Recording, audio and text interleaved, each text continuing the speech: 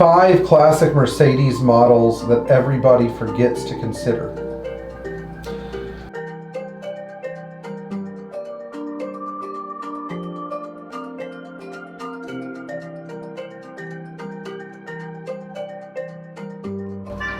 Well, I hope you guys like the setup. I'm going to pitch 5 amazing classic Mercedes to you. And we're going to do the first 2, and then I'm going to ask you guys to subscribe, and then we're going to do the last 3. So, the first model that we're going to start with is the 115 series. If you can't afford a 123 240 diesel, or you can't find a really good one, you may want to think about looking at a 115 series 240D. They're a little quirkier, their interiors aren't as durable, but they are damn good cars. They have all the strengths of the 123. They're analog, they're highly mechanical, they're a lot of fun to drive, and in some ways they handle better, and their road feel isolation is great because they use front and rear subframes. So I would say consider the 240D or even the 220D as a potential option for a 123 series car. Number 2, 116 300 SD. Great 126 300 SDs are starting to pick up a lot of momentum in the marketplace. The 116 series 300 SD represents a great alternative for somebody who wants a turbo diesel S-Class but doesn't want to deal with the aluminum head issues and connecting rod issues of a 300 SDL or 350 SD or some of the problems of a W140. The 116 300 SD is an extremely robust, tough car. While the climate control system can be a little bit finicky, a quick trip to eBay and the purchase of an automatic climate control manual for this model should be able to help you surmount any climate control issues with a lot of patience, of course. Okay, now that we're in the middle of this video, I'm going to ask you guys to like, share, and subscribe. I don't understand why my subscriber count is so freaking low. This is ridiculous. I have no idea. I mean, if you're watching Bring a Trailer or whatever, you know, you should also be watching this channel because this is where the good advice is, not in the Bring a Trailer commentary. I also expect you guys to leave a thumbs up. And, you know, I don't know what else to tell you guys. But I would like for you guys to also like this video and maybe do some other things so that more people can find out how great classic Mercedes are. It's free information. It is. I mean, where are you going to get free information about cars that people typically overpay for without knowing what problems they have? All right, let's go to the next model. Number 3, if you really like the way that the 123 looks, but you aren't married to the idea of getting a diesel or a diesel or a turbo diesel, a great model to consider would be the 280E or some of the European counterparts like the 230 or 230E. And in fact, for 77 and 78 only, there was the 230 sold in the United States.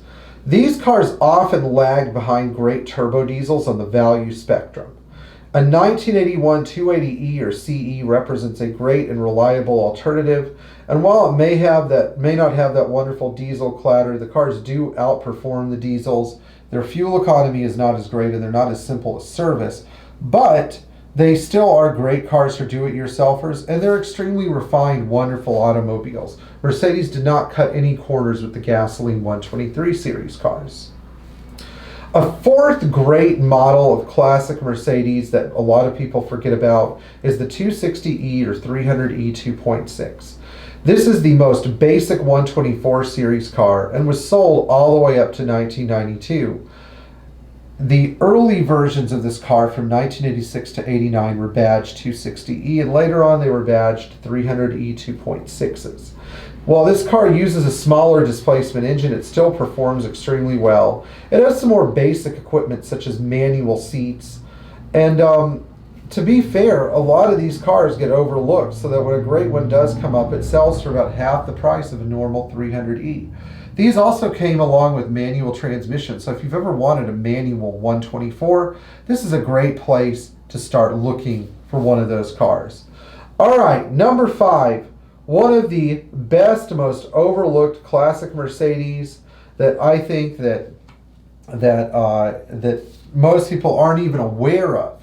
And by the way, if you're still watching, I really appreciate that because it means a lot to me, is the 200 Fintail and 200 diesel. These cars are made in 66 and 67. Now, if you have always wanted a 220S, 220SB, 220SE coupe, you might want to consider the 200 or the 200D.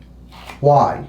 The 200D offers bulletproof reliability without having to deal with carburetors. Sure, it's not very fast, but it's fast enough. Maybe it's not a great car if you're driving on Texas freeways, but hey, if you live, in Florida like we do, and you're not much of a toll road driver, then they're great cars. The 200 is extremely zippy and peppy. It has 2 little carburetors feeding its engine. It makes about the same power as a 190 SL. So needless to say, these are fun to drive. They get around the turns pretty nicely too. They have great visibility and they have great panache. They are relatively undiscovered and overlooked because most people look at the bigger 6-cylinder Fintails. And personally, I think the 200 is a more robust engine anyway.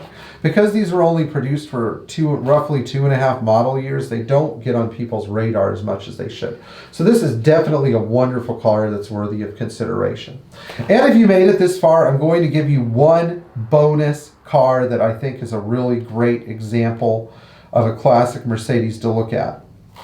If you're interested in a Mercedes coupe, but you can't swing the money for a 560 SEC, or you can't swing the money for a really nice 500 SEC, and you have some do-it-yourself motivation, from 1982 and 83, there was the 380 SEC.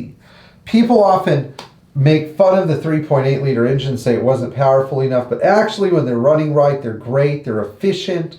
You can run them on any rec fuel out there. They make enough power to be able to cruise all day at 115 miles an hour. They are not underpowered by any stretch when they are working right. If you get one, you need to make sure that the single row chain was updated to a double row chain. But personally, I would drive a 380 SEC all day long. Even an 82 that's ivory with a Brazil brown interior and the factory bunt wheels. I don't care. I think they're beautiful, classy cars, and I think they're totally overlooked and undervalued. All right, guys, if you enjoyed this video, thumbs up, subscribe, comments below. Let me know if you can think of any unknown or overlooked classic Mercedes that are not on everyone's radar. See you guys in the next video, and enjoy driving your classic Mercedes Benz.